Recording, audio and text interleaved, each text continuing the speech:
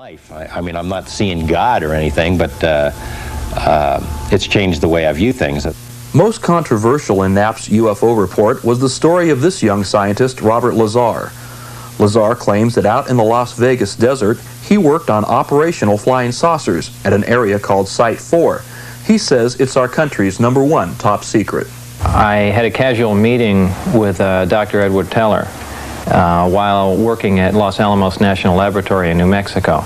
He referred me after several years to a job out in the New Mexico desert, a place known as S4 near Area 51, where many top secret government projects had their home base essentially. Edward Teller is the director of the program, and I think someone approved by Ed Teller, someone suggested by him, I think that carries enough weight in itself.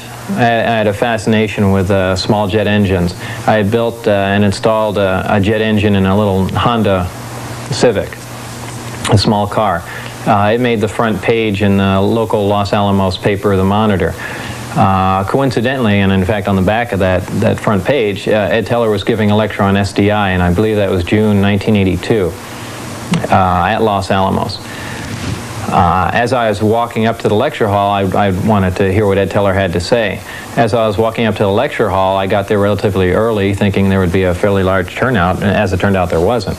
I got there about an hour and a half early, and Ed Teller is sitting outside, and he had just bought a paper out of the paper machine, and he was reading the front page, and I thought, well, what an opportunity to introduce myself. I can say, well, I'm the guy you're reading about, I always wanted to meet you, so on and so forth, just to get into some small talk.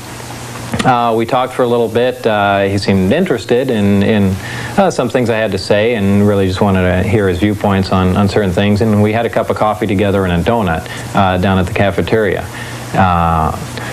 That was the extent of our meeting. After that, I heard his lecture, and later, after I had moved to Las Vegas, when I decided to get back into the scientific field and sent out resumes to many other laboratories around the country, also any government research organizations, I did shoot a resume to Ed Teller, too. He called right after receiving it and said, I had directed your resume to someone in Nevada. It's a highly classified project, and they'll be requesting an interview. Within 20 minutes, the phone rang. That was the request for the interview. So obviously, Ed Teller gave it more than a nudge. It was more like a directive that this person will be interviewed for this particular job, and that's the bottom line. So yeah, he did get me into the program. In early 1989, I was already in the program and working at a slow pace, because at the same time I had to go through an extensive security investigation that was like no other I had been through before. I had Q clearance from Los Alamos, and this was something far above it, which I was told was 38 levels above Q clearance. It required an executive order to be signed at that time. At that time, that executive order was signed by Ronald Reagan. I was only in the program for a short time, however. I think that lasted all the way till April 1989, when we finally parted ways, and there's a whole story behind that. Initially, during the interviews, it was never specifically stated, hey Bob, we're going to be working on flying saucers or alien craft recovered from crashes or recovered from wherever. The job title was a senior staff physicist. I was to be working on advanced propulsion techniques. Certainly when I made a few trips out there, began reading briefings, things dealing with the origin of the craft, the race or the type of aliens that piloted the craft, specifics on what these looked like, what their physical structure was from autopsy reports, things of this sort. Seeing the hardware, I realized that this is not a research effort, that this is back engineering, and that we have the device, the craft itself, and we are working backwards to find out how it works. They have the finished product, and really want to find out the manufacturing technique, the basic physics in it, and it became very obvious what we're working on. But it was strange that even up till the very end, really no words were said about what was going on. The time I saw the craft, large disc flying saucer, typical flying saucer, even that I basically put out of my mind, thinking, well, this obviously is a creation of the government, some sort of advanced type of flying vehicle, maybe an advanced fighter of the future, and this explains all those crazy flying saucer stories. You know, people just seeing tests of this craft. The real striking part was when I saw the interior of the craft and noticing that the seats and everything were extremely small, obviously made for a small creature or children. Obviously they wouldn't let children in there, but that was before I got heavy into it to see that you know, we were talking about strange languages and things and technology that doesn't even exist and so on and so forth. The information concerning the craft itself, just the hardware, is very compartmentalized. There's a group that deals with specifics on the navigational equipment, the specifics on the metallurgy of the craft, and the specifics on the propulsion and power system of the craft, which is what my group worked on. That in itself created a focal point for our research and looking into what, you know, we were dealing with. So I, in a short amount of time, because that was all we had to look at, really gained quite a bit of information on how things operated.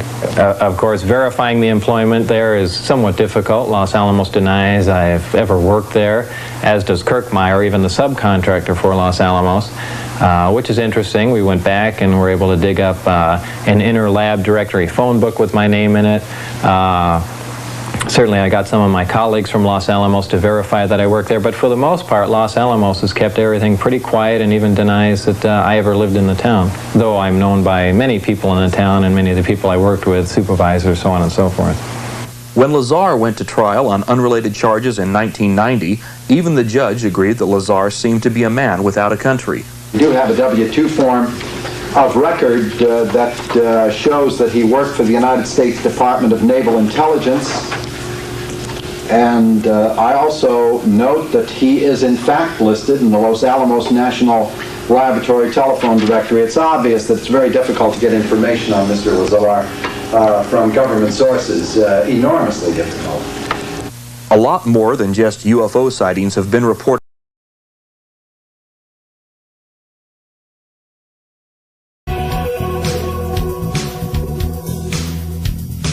How is Bob Lazar connected to S4? Bob Lazar was hired to do some back engineering on a certain disc. He called it the space sport model. Was when we got to look at the outline of the disc, it was very close to the shape of the version 2 flying disc that Billy Meyer was photographing in Switzerland. Bob Lazar said the seats were smaller. They were for smaller people than him. There was only 3 seats. Billy described 3 seats aboard the craft. The outside shape was very much the same. Led us to speculate on where that craft came from. In 1988 and 89, a nuclear physicist and propulsion systems scientist named Bob Lazar got several months of hands-on experience working on a classified top-secret engineering project for a covert branch of the U.S. military aerospace program. Lazar's work included examination of extraterrestrial spacecraft recovered relatively intact over the decades by Central Intelligence, Special Air Force and Navy operatives and personnel. After telling friend John Lear about his experiences within a secret lab inside Area 51, Lazar found himself at the end of a gun in the secret Nevada facility, and his job at S4 was terminated shortly thereafter. Fearing the worst, Lazar went public with his claims of working on UFOs for the government, and television investigative journalist George Knapp, now a Peabody Award winner, reported the story to the general public through KLAS-TV in Las Vegas.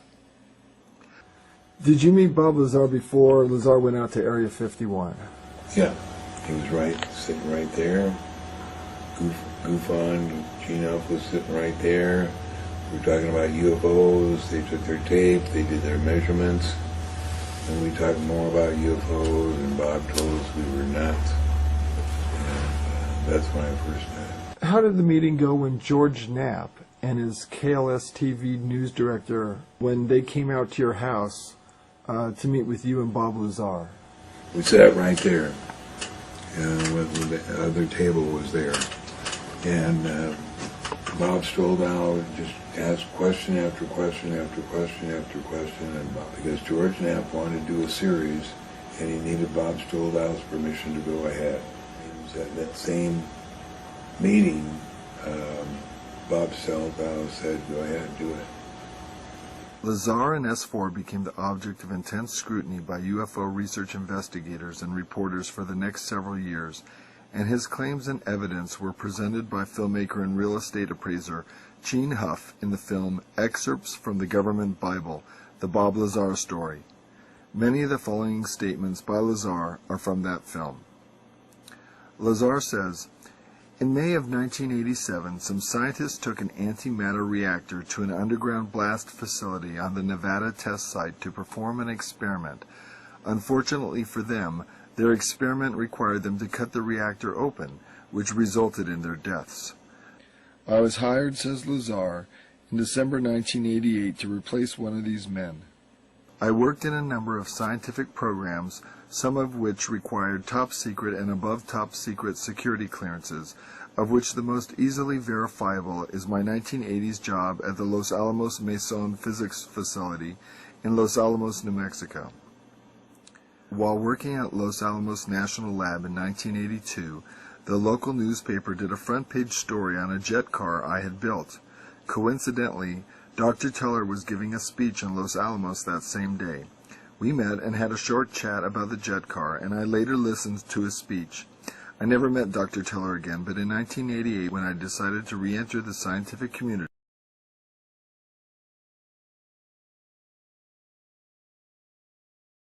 And did Lazar investigate a classified library at Los Alamos and discover that Project Grudge was still ongoing?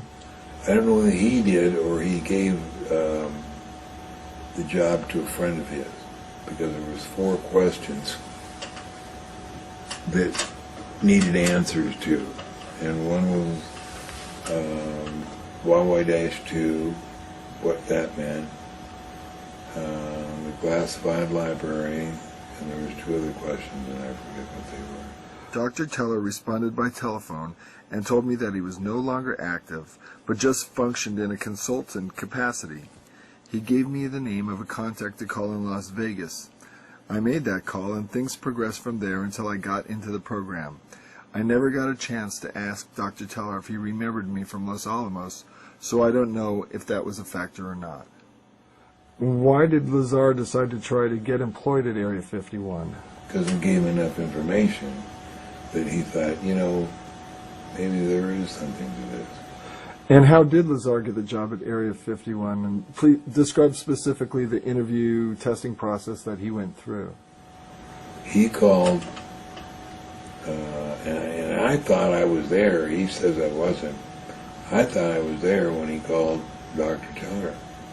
And Dr. Teller said, "Bob, do you want to work in Livermore with me or out there in Las Vegas?" And Bob said, "I want to work at Area 51. And Dr. Teller said, "Let me see what I can do." And so the next phone call, he was given a number to call, and they asked him out for an interview. And he got 3 interviews, and at the end of every interview he'd come over and he'd say, "I aced it." And on the second interview, he said, "Guess what their first question was?" And I said, "What?" He said, "What do you know about John Lear, and what's your relation with him? What's your relationship with him?" So they already knew you were connected to each other. Yeah. So he said, "I believe that John Lear sticks his nose into places where it doesn't belong, but what I didn't tell him was that I also like to stick my nose in places where it doesn't belong." Do you still point it in places it doesn't belong, or you has age mellowed you a bit? Age has mellowed me a bit. I mean, tracking down this moon stuff is so much fun because all you have to do is sit at the computer and look at the moon. How do you think Area 51 already knew that Lazar had a friendship with you, and why do you think that was important to them? I don't know. Yeah, why would that be important to them? And if I ask you on camera if you know Bob Lazar, can you just say no? I will sit silently. The first night Lazar got back from S4 in Area 51, what did he talk about to you? That must have been a pretty dramatic night. Yeah. And, Did he talk about discs or aliens or... he came, he sat here and he said,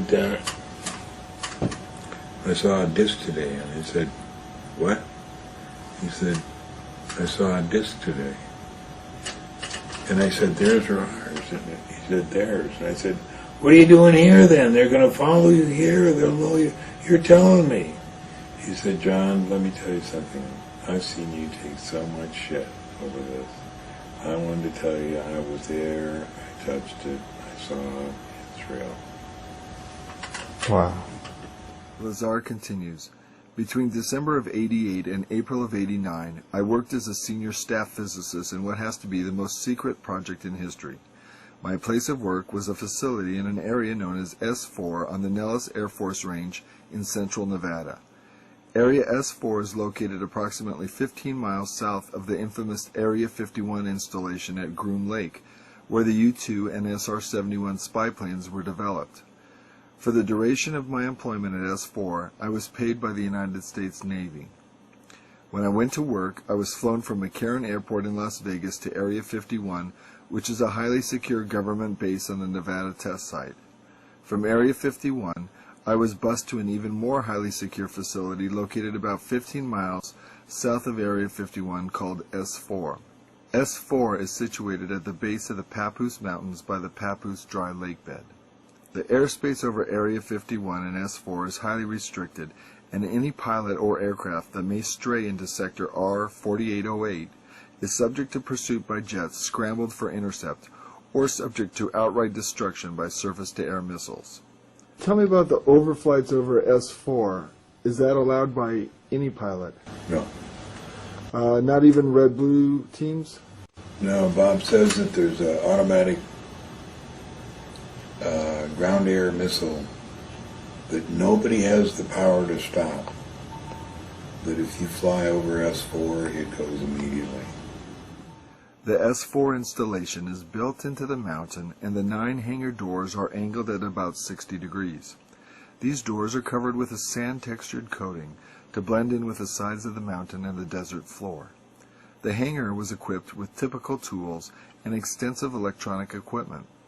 It also had a machine with an X-ray emblem on it and an overhead crane rated at 20,000 pounds. Equipment in this hangar was marked with a black number 41 with a white circle around it, asserts Lazar. It was outside of this hangar that I saw the sport model tested.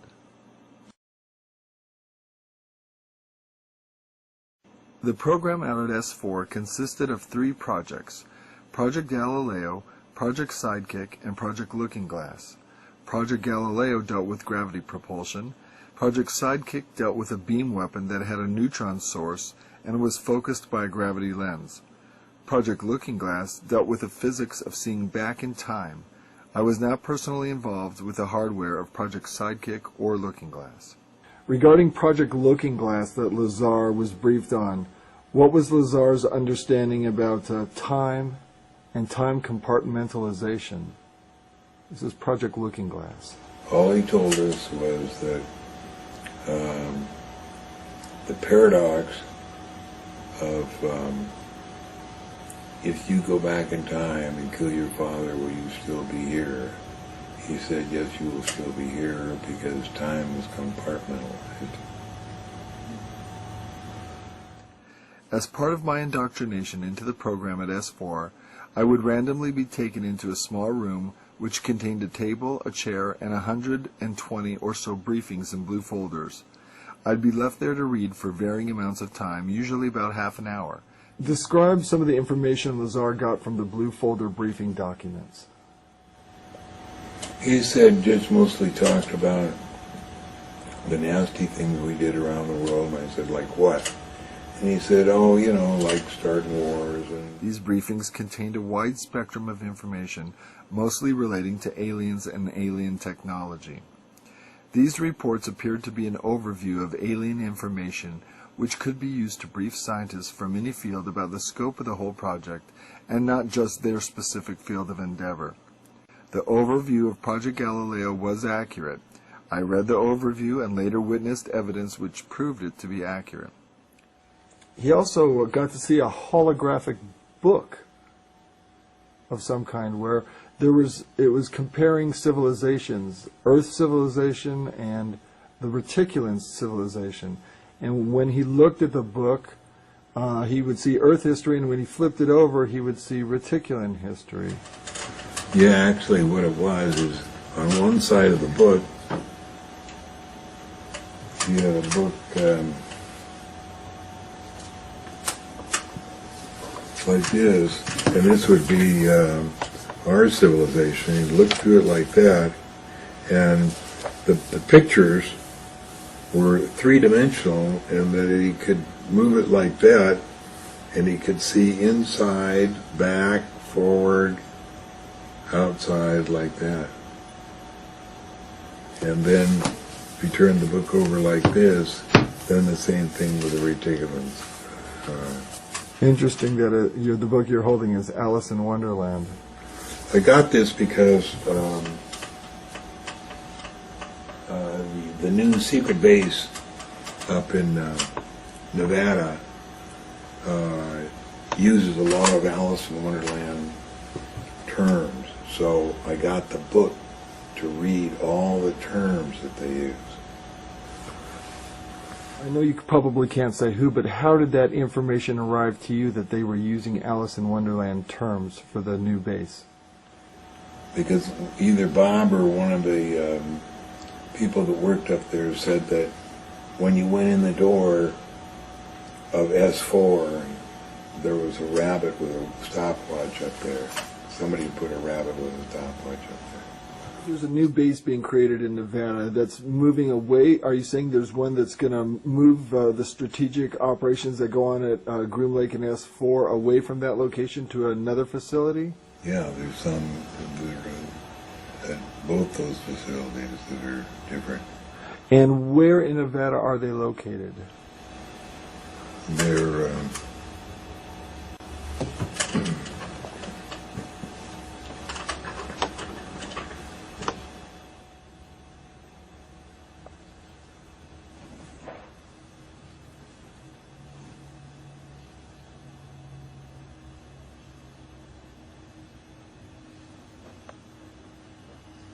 oh, here it is. Right. No, that's where it is. I don't know where it went. If I come across it this evening, I'll show it to Well, what area of Nevada? you. Northeast. So towards the Utah border. Yeah.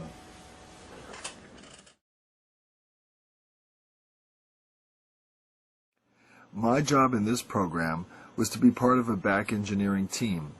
Back engineering is the act of taking a finished product and tearing it apart to find out what makes it tick. The goal in this program was to see if the technology of the disk could be duplicated with Earth material. I had at least partial view of 9 different disks out at Area S4. Lazar describes the interior of the flying disc he nicknamed the Sport Model, in which he was allowed to go inside. I not only saw 2 of the 3 interior levels, but I also saw it fully functional in flight. And no, unfortunately, I didn't get to go for a ride in it. This particular disc appeared to be in excellent condition, and because of its sleek appearance, I nicknamed it the Sport Model. The Sport Model is about 16 feet tall and 40 feet in diameter. The exterior skin of the disc is metal, which is the color of unpolished stainless steel. The Sport Model sits on its belly when not energized. The hatch is located on the upper half of the disk, with just the bottom portion of the door wrapping around the center lip of the disk. The interior of the disk is divided into 3 levels. The lower level is where the 3 gravity amplifiers and amplifier guides are located. The gravity amplifiers of the disk can be focused independently, and they are pulsed. Well, describe the time Lazar had been inside the flying saucer for work, you know, for the propulsion systems for element 115 for 2.5 hours, and when he came out, hardly any time had elapsed, and so Lazar had concluded the saucer was time shifted. Well, that's weird. I hadn't heard that time. I haven't heard that story in years. I've forgotten that story, but I remember it now. I remember he did say that. 2.5 hours. Wow.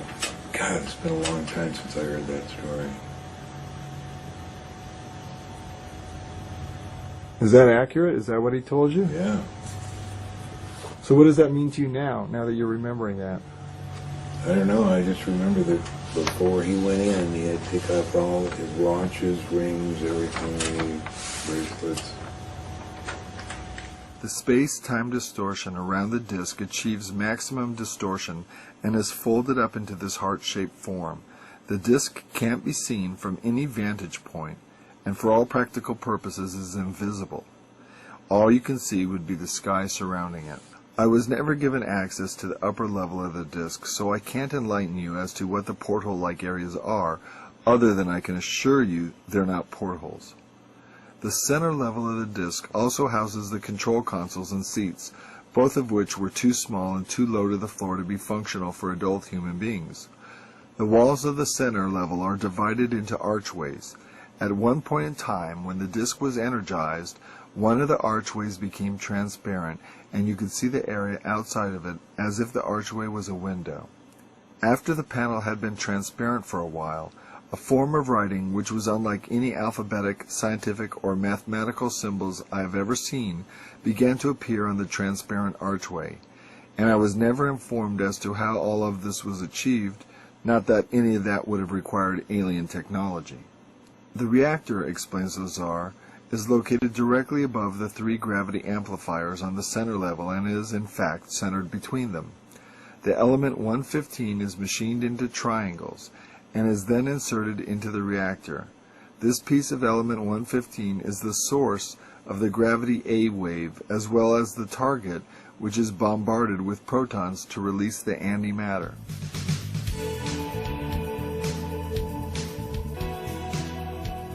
Dr. Edward Teller was the key scientist who determined that fusion, as opposed to fission, could be used to create a nuclear bomb that would be even more destructive than the bombs dropped on Japan. Teller is known in the scientific community as the father of the hydrogen bomb. Teller's hydrogen bomb fusion process releases vastly more energy than fission, and results in a much larger explosion from the identical amount of nuclear material as that within the bombs dropped on Japan. We never dropped the hydrogen bomb, and, quips Lazar, Dr. Teller's been in a bad mood ever since. Is there any other nuclear reaction besides fission and fusion that you know of? No. Is there anything such? Look, please, you try to explore the things about which I only will have to tell you it is not interesting, it's a waste of time. Plutonium or Look, uranium? it is, in my opinion, not interesting. I don't intend to answer it. If you ask me that question on camera, I will shut up. I will sit silent. You're not going to get an answer out of me on that. Okay. Teller refused to even acknowledge antimatter on camera, and in excerpts from the government Bible, Bob Lazar clearly explains the enormous destructive power of antimatter. The older atomic bombs, like those dropped on Japan, would create an area of total devastation only several miles long caused, says Lazar, by a fission reaction in which less than 1% of the nuclear material is converted to energy. But if a hydrogen bomb containing the same amount of nuclear fuel as the Nagasaki bomb were to explode, the area of total devastation would be approximately 20 miles. Now, if a bomb was made with the same amount of nuclear material as the Nagasaki bomb, and that material was antimatter, when that bomb exploded in Baghdad, says Lazar as an example, the area of devastation would include parts of Africa, Europe, and Asia, with the exact area of total devastation being very difficult to calculate.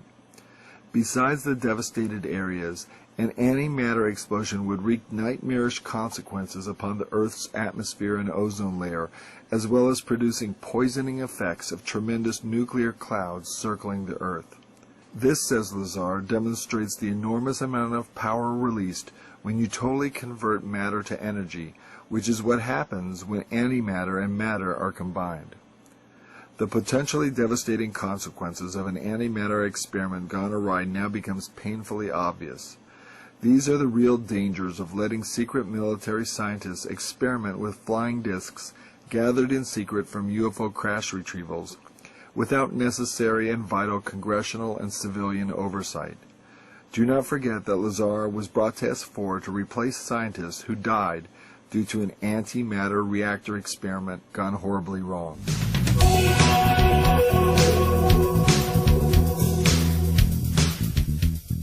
Says Lazar, there's a small segment of the United States government that makes scientific and technological judgments from a knowledge base that is not available to the general public.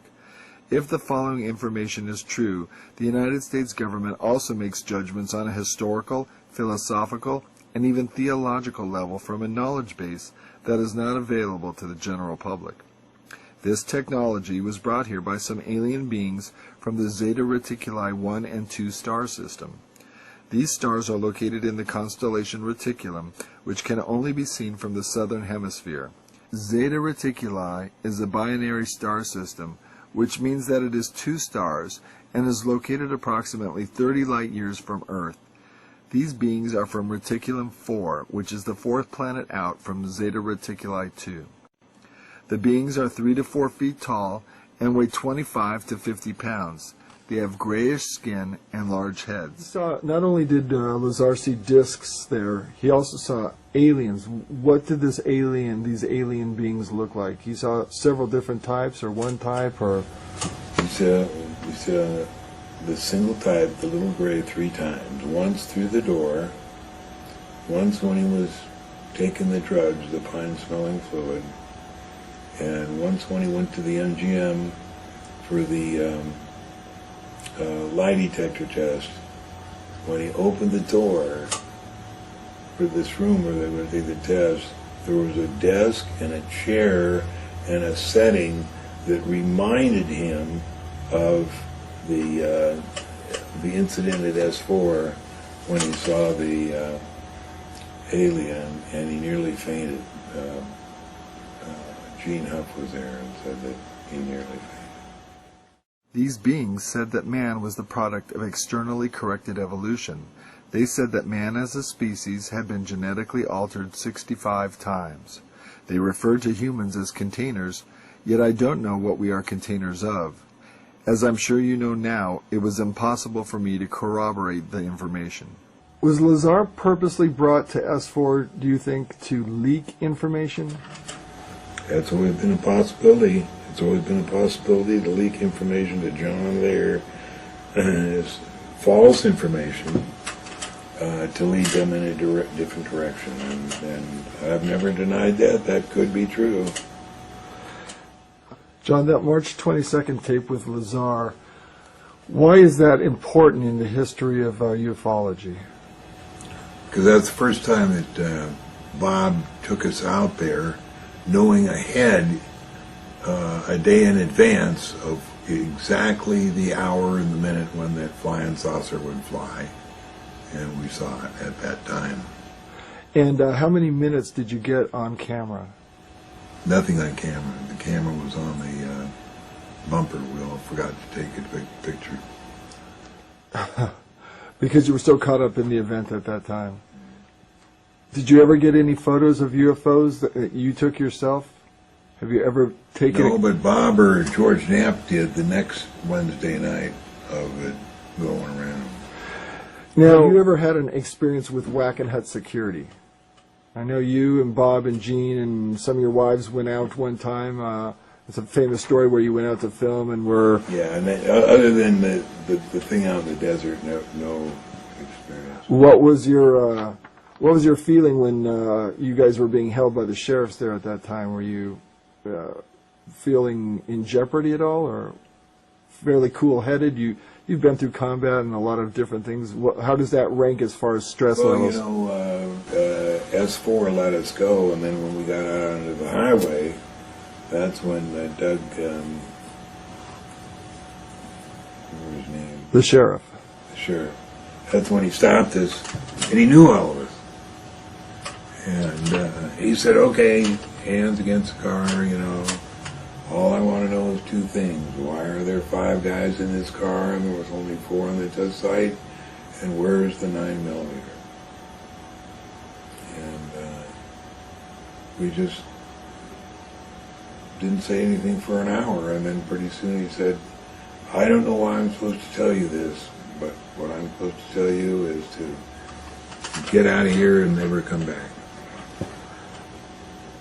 How was Bob Lazar treated by the FBI agent on the debriefing the day after the night, viewing objects above Groom Lake with you? I don't know. You know, Bob said it was pretty rough. What did he say happened?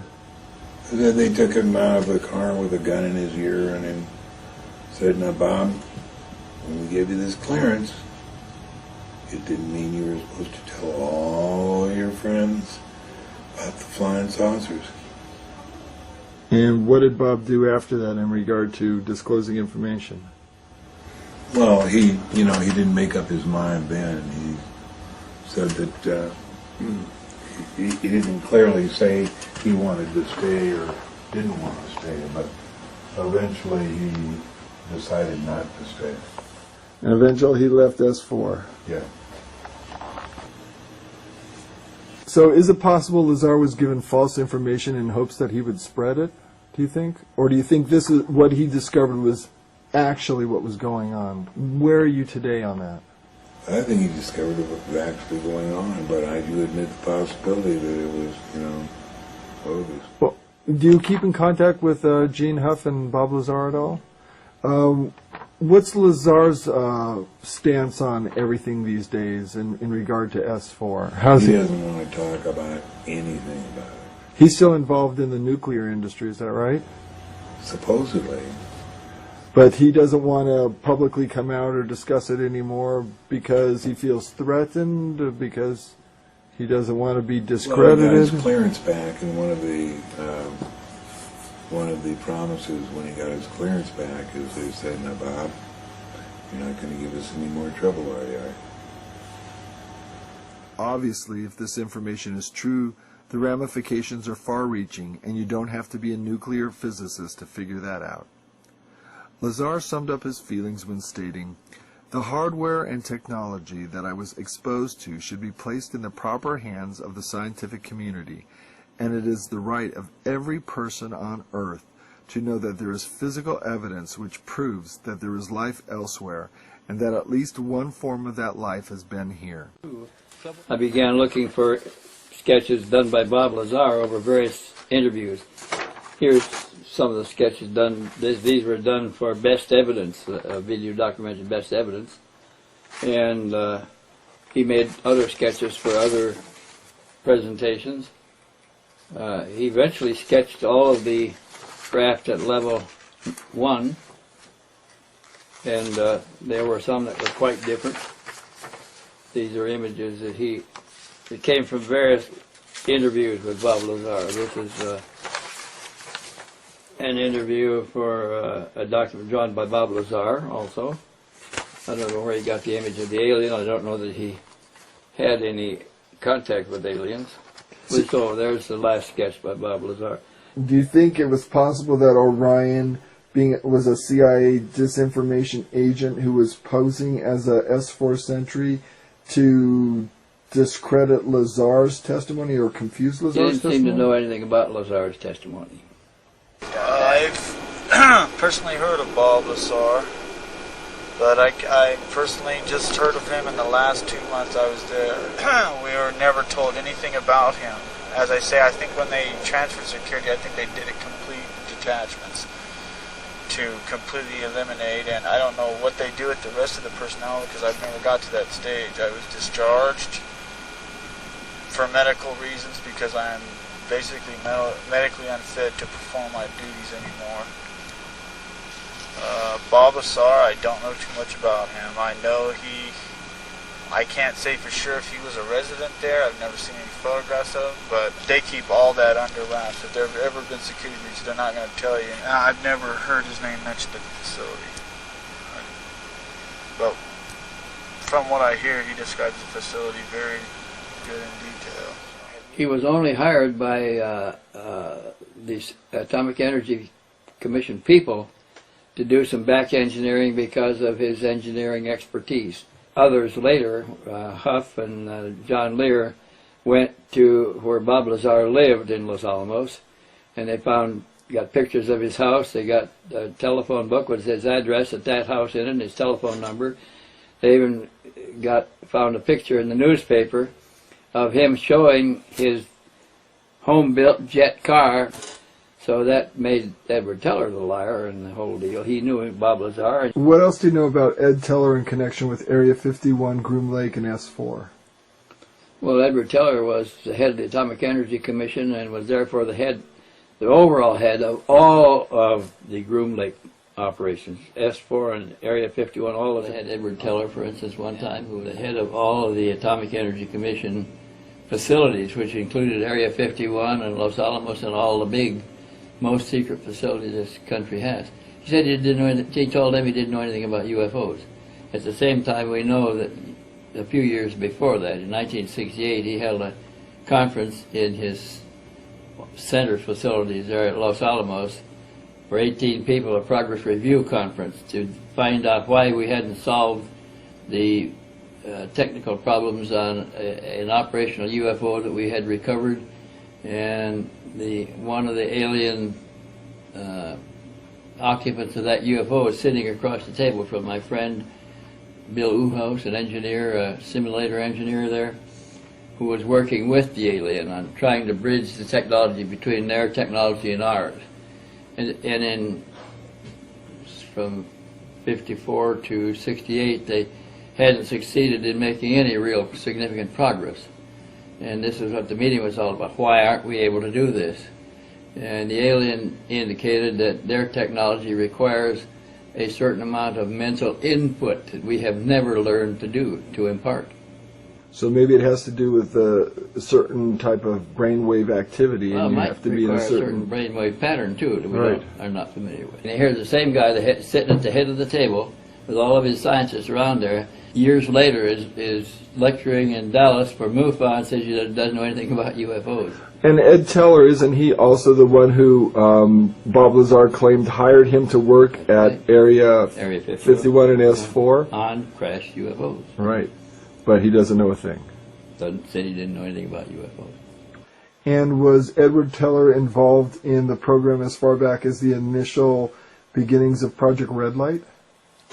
He had to be. He was there during he took over after the atomic bomb project was finished and we began manufacturing bombs in quantity. He was still the head of the Atomic Energy Commission, had the most secure facilities in the whole United States. So that's why the crashed UFOs were taken to Atomic Energy Commission property, where they had super secret, secure facilities. The only other place that housed a lot of this stuff that was being recovered was the White Sands Missile Test Range, which was equally secure in the mountains behind our White Sands desert.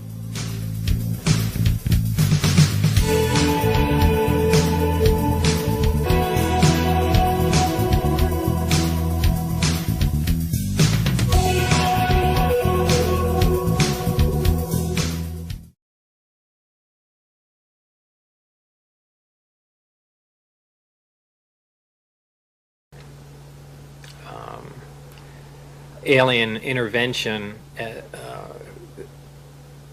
in the past. I mean, extremely long ago.